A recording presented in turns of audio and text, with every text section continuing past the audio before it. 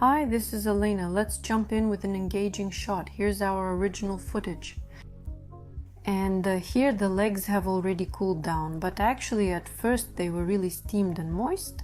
I just wanted to show you what it usually looks like. So we take off the sock and see this picture.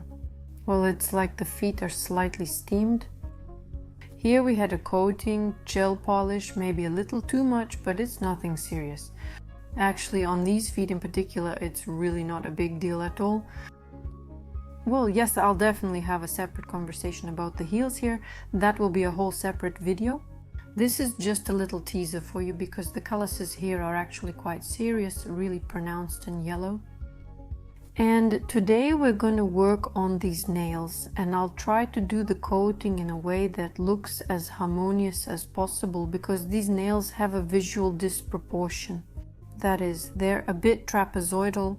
The second toe is longer, by the way. These are the same feet that everyone always calls ugly, but every time I do a pedicure on them, I think about how much I actually like them. I love these feet because I've worked with them for a long time. And they feel really close and familiar, like a part of me. And by the way, a funny fact, if you call your feet ugly, everyone immediately starts saying, no, they're the most beautiful. But as soon as you say these feet are beautiful, someone will definitely start saying they're ugly. That's such a strange paradox. Still, I'm already removing it. I took some ceramic as usual. After all, I think this is my favorite. I keep noticing that I use it most often. And I'm still using the same SP Stow machine because I think I'm not even testing it anymore. It seems like I'm just working with it now. I've gotten used to it and I like everything about it. Let me remind you, this machine is budget friendly. So here we're removing it, and pay attention to the removal technique. That is, I'm not moving from the cuticle to the free edge, but from right to left. I really prefer this method, especially on the feet, because this way I can stabilize my right hand more easily and apply very even pressure. If the pressure isn't even, you might file off something extra, and we definitely don't want that. Especially in this case, the toenails are thin, which is actually rare, but you also need to know how to work with this and be careful here. But at least there are no issues with the cuticle. Here, everything is standard. I just push the cuticle back with the pusher. And then we move on to working with the nippers. I'm going to remove the length, and an important point, by the way. Yes, here's NP6th. For those who always ask which nippers are not panippers, the important thing is that I'll remove the length and won't start filing here. Because the filing will be at the very end, the filing will be after the top coat. And about the second finger, I also wanted to point out that there's this funny callus right at the very tip. So filing comes last after the top coat. And I'll show you how much you need to file off. I'll show everything without any major cuts. I tried to make everything as detailed as possible here to provide plenty of useful information. Be sure to write in the comments how useful this was for you, or maybe if it was completely useless. I may not have shared anything new, but I'm showing you my pedicure process. I used a product called Stop. It's generally meant to keep clients' feet from sweating, but I got really attached to it from the very first day I got my hands on it, because it has a great bonus. Besides the fact that it dries and dehydrates, it also has this pleasant menthol scent. Actually, it's not so much a scent as it is a refreshing effect. Anyone who claims working with your feet makes them smell is wrong. I work fine, and now they just smell like menthol. It's very, very nice, but honestly, after treating them with the antiseptic foam, there's no smell at all anymore, but the menthol just adds a pleasant touch. So here I've already taken a safety bit, which is probably also one of my favorite bits, especially for pedicures, because if you want to gently get into the sinuses and clean everything out here without causing any trauma, the safety bit is just perfect for that. I'll try to show the entire process for all the toes, and I'm using a low speed here, about 7,000 revolutions per minute, because the goal isn't to spin it at supersonic speed. The goal is to lift the cuticle and open it up, especially on the big toe. For example, we're going to have a pretty challenging case that will require quite a bit of work, because in the sinuses there will be this annoying roughness that people usually don't know how to handle, so they start filing it aggressively. And as a result, well, holes. Holes on the feet are not very good, especially on a sweaty foot, because it can cause inflammation, dirt can get in there, and so on. I went over it without worries, and now I have a pedicure drop bit with a red and blue stripe. Also notice the shot isn't a close-up. And this is done absolutely intentionally because I want you to see how I use my left thumb to pull back the sinus. I pull back the skin so that I can get under it with the bit. And I recommend paying attention not only to the tip of the working bit, but also to the position of the fingers. Because all of this is fixation, these are supports, and this is what gives my hand stability. It is very important when working with any bit, absolutely any bit, not to point its tip downward, that is toward the nail plate. Actually, whenever I work, the tip is always slightly raised upward, even if it doesn't look like it. It's hard to explain, you can only develop this with experience, through understanding, through your mind. But this is a very important point. This exact nuance helps you avoid cuts, especially when the pterygium, cuticle, and so on are strongly attached. This is an important nuance. Here I sped up the video a bit, because I spent a long time working on the second finger, and it always takes me quite a while there, because of what's there. A callus, a little corn, which happens because the toe is long, the foot is narrow, and it always falls forward into the front wall, and of course it gets rubbed there. We also have to work on our little pinky toe, which we'll have to dig out, find, and take care of course. That means we'll need to remove all the excess skin. As you can see, the pinky toe isn't looking so little anymore. People often wonder why the pinky toe becomes overgrown. Yes, it's because it's on the edge and because it constantly experiences some pressure from the side of the shoe. Because we walk with our feet, and that's actually its natural condition. You can clean it, but it'll grow back. And that's normal, as long as you're wearing shoes that put pressure on your little toe. That's just how our body works, and it's not a disease either. It's a protective reaction, which is exactly how it should be.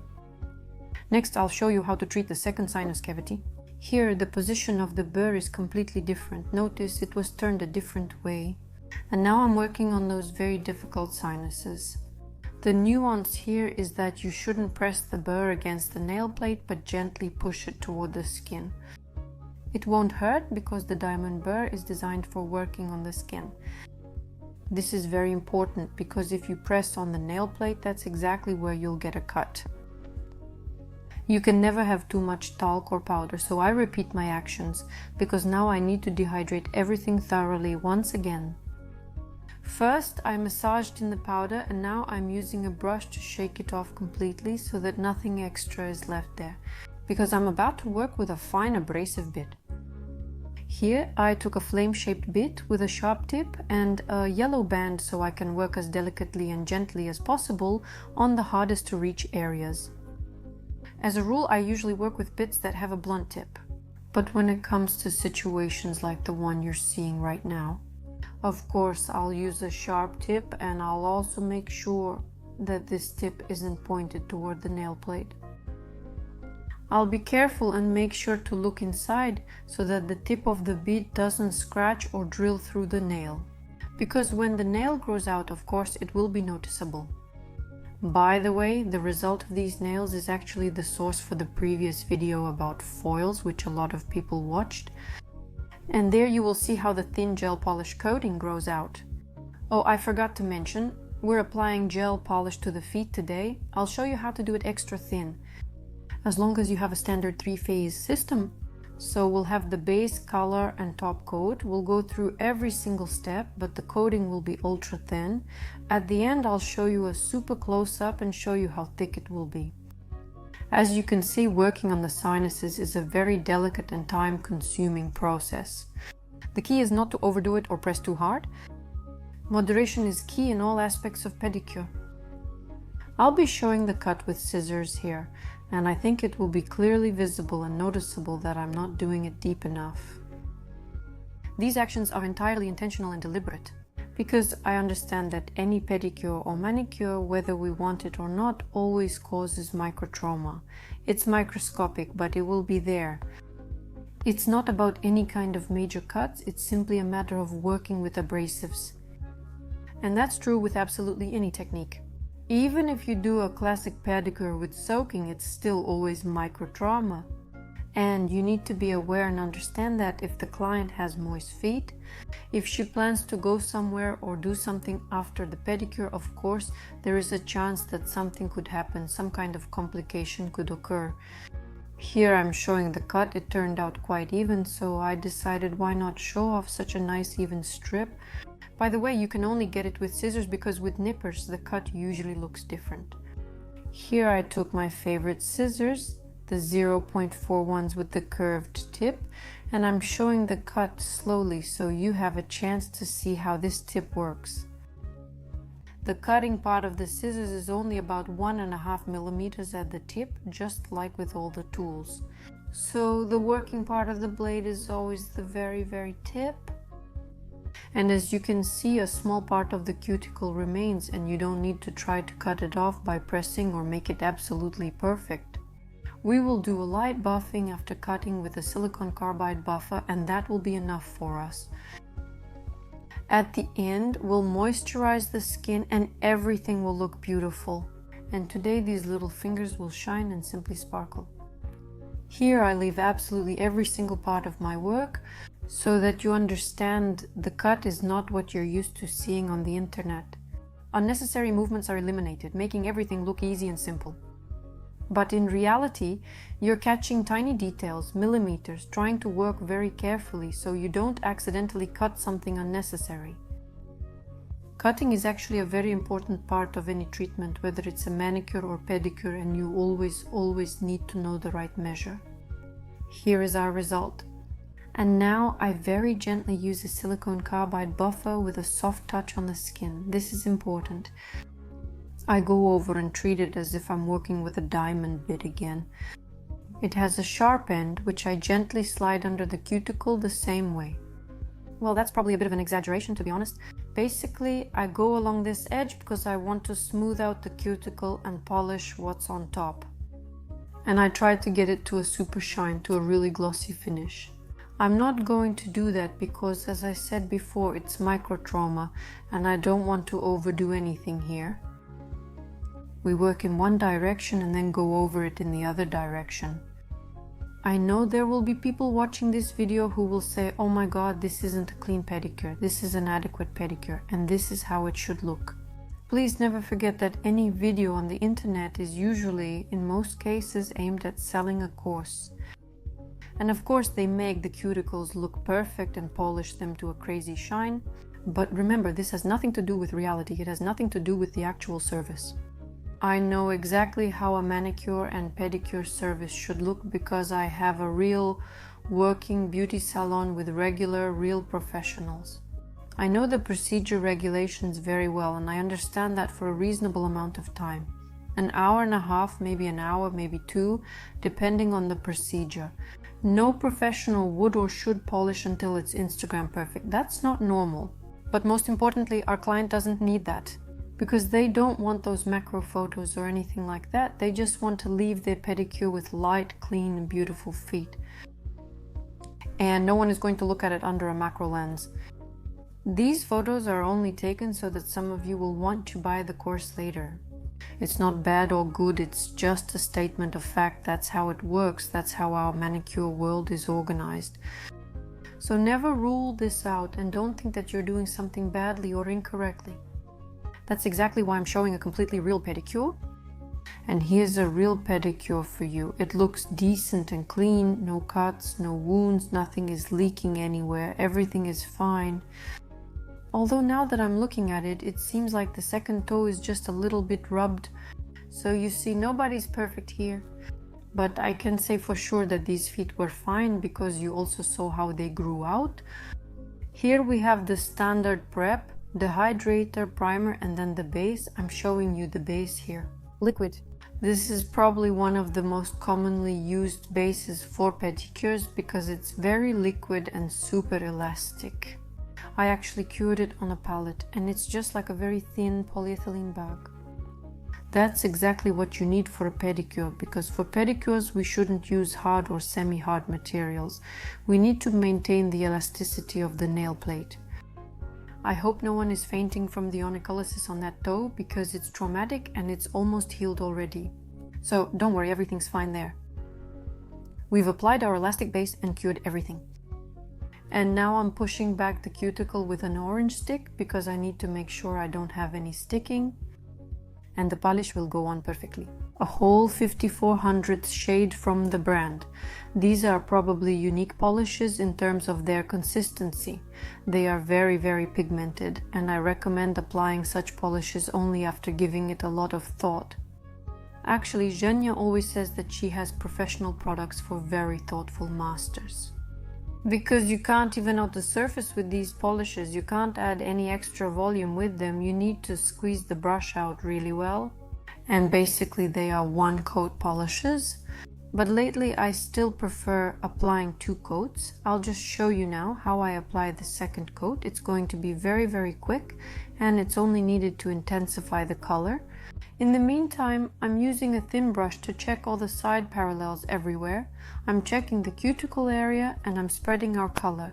Also, please note that I'm intentionally not painting inside, meaning I won't be painting anything into the side walls. We don't need that. They will rise up, embrace our nail plate, and everything will look beautiful. And here's a little secret trick. I take a brush, let me tell you right now, it's a Julia Belay brush, number 6. It's a really great brush, super flexible, super soft. It's called a cover. In English that means coating, so it's meant for mixing some color gels. And that's usually what it's used for, but I really love using it specifically for intensifying the color, just in a thin layer. I went over all 5 nails, cured them, and then I can calmly cover everything. This is the anti-vandal top coat from Iman. Everything's the same. I still have half a bottle left and I'm finishing it up. I really like this top coat. This is the one people ask about, wondering what gives such a crazy shine. Well, here it is. I also check myself with a thin brush. And there's a trick to avoid pooling at the tip. You need to make movements like this. As I'm showing now, I gently gather my ultra-thin volume of top coat. This is an important movement for both hands and feet. Then I cure all this under the lamp. Here's our result. The shine is uneven and the free edge is far from smooth. Because we didn't file it at all, I'm going to file it now, as you can see only now. I took a file and stuck it onto the nail file. But here, of course, I'm going a bit fast because I don't usually file at this speed. I file quite delicately, because I need to make sure that the client isn't in pain, that they're not experiencing any discomfort. And here, of course, these particular files help me a lot because they have a special cut that doesn't hurt the client, so I don't have to file the edges additionally, and I really, really like that. I'm filing with a 180 grit file on a foam base. And our filed nails now, even without moisturizing, already look like this. We have a perfectly defined shape, beautiful, thin and elegant coverage. And I suggest we take a moment to admire them here. I've already moisturized everything. I've applied oil. I had Domix oil. Well, let me put the picture up just in case. I also had some cream here. Everything looks nice. Everything is very, very aesthetic. I think you'll enjoy this for a long time. I struggled to choose the shots, but for these legs it's a real success. These are almost Instagram nails, but only almost, because the shape is non-standard and they'll never be featured there. But still, I think they're beautiful, I think they're neat, I really love them, and even the little pinky turned out really, really cool. Now I suggest we take a look right at the edge. So our nails are right here in place, but we're not looking at them yet. Let's pause the video. And this is the thickness of our coating, meaning it's ultra, ultra thin.